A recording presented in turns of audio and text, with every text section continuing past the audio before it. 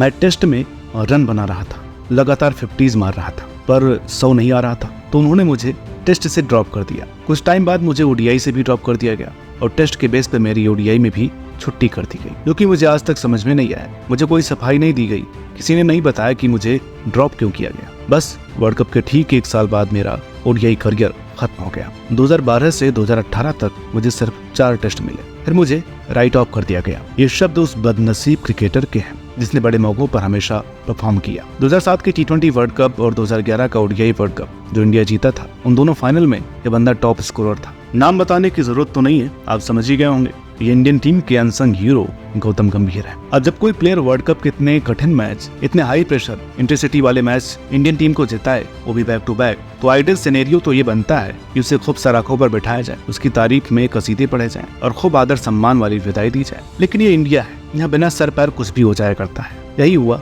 गौतम गंभीर के साथ। जब 2011 के वर्ल्ड कप में वो एक रन जोड़कर मोस्ट क्रूशियल 97 रनों की पारी खेल रहे थे, तो उन्होंने शायद सपने में भी नहीं सोचा होगा कि ठीक 1 साल बाद उन्हें टीम से बाहर कर दिया जाएगा। हमने कुछ दिन पहले लीजेंड्स नाम की एक सीरीज शुरू की थी, जिसके पहले एपिसोड में हमने मिस्टर आईसीसी शिखर धवन के साथ हुई बदसलूकी और पॉलिटिक्स पर वीडियो किया था, कैसे उन्हें टीम से बाहर कर दिया गया, जिस पर आपने गौतम गंभीर के ऊपर वीडियोस बनाने के लिए कमेंट किए। तो आज हम इस सीरीज के दूसरे एपिसोड में बात करेंगे टीम इंडिया के अनसंग हीरो गौतम गंभीर के साथ हुई नाइंसाफी और उनके करियर की सैड एंडिंग। देखिए, ये कोई बायोग्राफी वीडियो तो नहीं है, तो उनके जन्म, परवरिश, इस सब पर बात नहीं करेंगे, सीधे पॉइंट पर आते हैं। तो बात है साल 2007 की, जब गौतम गंभीर काफी बढ़िया परफॉर्म कर रहे थे और ओडीआई वर्ल्ड कप के लिए अपनी दावेदारी पेश कर रहे थे। लेकिन उनके ऊपर बेहद नए आए रविंद्र थप्पा को टीम में चुना जाता है, जो कि काफी शॉकिंग था। खैर, टीम इंडिया मौकेबल करता है, जिसके बाद हमारे सीनियर प्लेयर पीछे हट जाते हैं और सितंबर 2007 T20 वर्ल्ड कप में सिलेक्शन होता है ओपनर गौतम गंभीर का, जिन्होंने इस वर्ल्ड कप में तबाही मचा दी। सहवाग के साथ उनकी सुपरहिट जोड़ी ने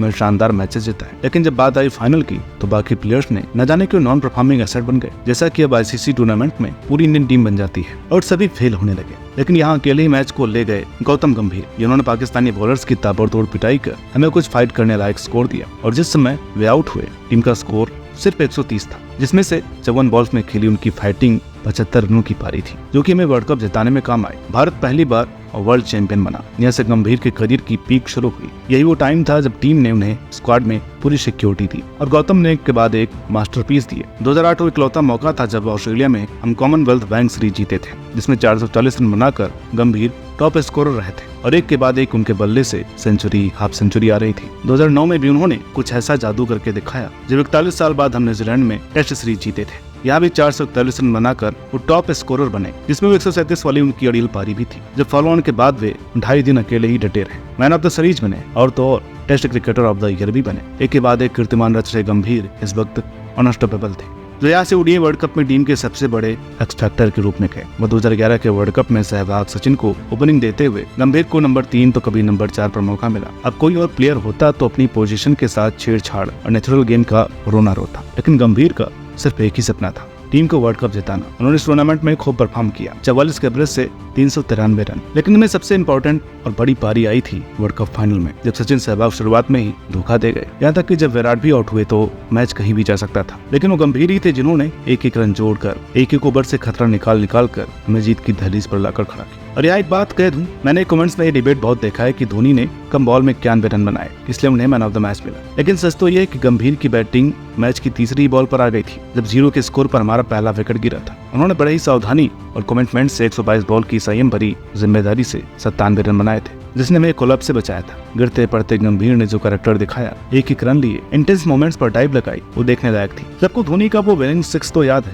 लेकिन गंभीर का हार्ड वर्क सब भूल गए। हम ओडीआई वर्ल्ड कप जीत गए और 28 साल का वो सूखा खत्म हुआ। लेकिन यहाँ से शुरू हुई वो पॉलिटिक्स जिसका गंभीर को कोई भनक तक नहीं थी। इसके बाद उन्हें टीम से बाहर करने का एक बहाना ढूंढ लिया गया। बात है 2012 की, जब हम श्रीलंका और ऑस्ट्रेलिया से कॉमनवेल्थ बैंक सीरीज खेलने गए थे, जहाँ गंभीर वाइस कैप्टन थे और हमारे टॉप 3 सचिन, सहवाग और गौतम थे। अब इन्हें टीम से डायरेक्ट निकालना धोनी के लिए पॉसिबल नहीं था। देखा जाए तो सचिन 38 के हो चुके थे, सहवाग 33, मगर गंभीर अभी भी सिर्फ 29 के ही थे, जिनमें कम से कम 8-10 साल का क्रिकेट और 2 वर्ल्ड कप तो बाकी था। अब धोनी चाहे कितने भी सफल और बढ़िया कप्तान क्यों ना हो, लेकिन उनका ये डिसीजन बेहद ही बेतुका था। उन्होंने रोटेशन पॉलिसी की पॉलिटिक्स करते हुए मीडिया में ये साफ कर दिया था कि हमारे टॉप 3 स्लो फील्डर है। तो इन तीनों को एक साथ नहीं खिलाया जा सकता। जिसने सबसे ज्यादा सफर किया वाइस कैप्टन गंभीर ने, क्योंकि इस वक्त अपने करियर के बेस्ट फॉर्म में थे। उन्होंने लगातार 92 और 91 इनिंग्स खेल man of the match performance दी, लेकिन फिर भी ड्रॉप कर दिए गए। अब रोटेशन पॉलिसी एक अलग टॉपिक है, इसकी एक लंबी कहानी है जिस पर अगर आप वीडियो चाहते हैं तो कमेंट करें। लेकिन जब इंडिया बाहर हो रहा था तो धोनी ने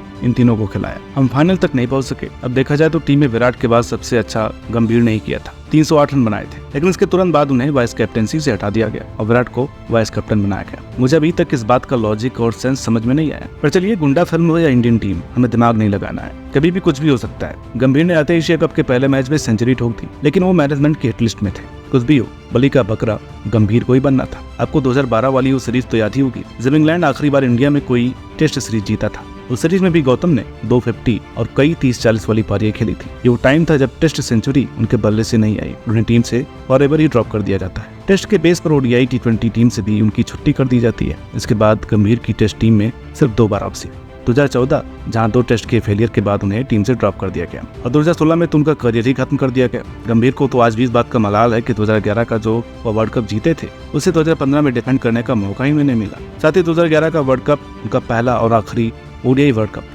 परफॉर्म तो डोमेस्टिक क्रिकेट में भी कर रहे थे, लेकिन कई साल की इग्नोरेंस और पॉलिटिक्स के बाद 2018 में उन्होंने क्रिकेट को अलविदा कह दिया। कितने दुख की बात है, जिसने हमेशा बड़े मौकों पर इंडिया को ट्रॉफी जिताई, उसे ही बेतुके तरीकों से टीम से ड्रॉप कर दिया गया, तो अभी उनके करियर की पीक पर, जिसमें उनका परफॉर्मेंस काफी खराब। शायद इसी वजह से वर्ल्ड कप नहीं जीते, क्योंकि अपने चैंपियंस मैच विनर्स को हमें सम्मान देना आता ही नहीं। काश गंभीर फाइनल में मैन ऑफ द मैच होते, कम से कम उन्हें कोई भुलाता तो नहीं। करोड़ों इंडियन फैंस को खुशी के पल देने वाले इस टीम मैन के करियर की सैड एंडिंग ना होती। ये बात सोचकर आज भी दुख होता है। आखिर क्या गलती थी गंभीर की? क्या गंभीर को इस तरह से ट्रीट करना था? कमेंट करके जरूर बताएं। और वीडियो अच्छी लगी हो तो प्लीज इसे लाइक करें, शेयर करें। चैनल पर नए हो तो प्लीज इसे सब्सक्राइब करना ना भूलें। मिलता है आपसे अगली वीडियो में, तब तक के लिए नमस्कार।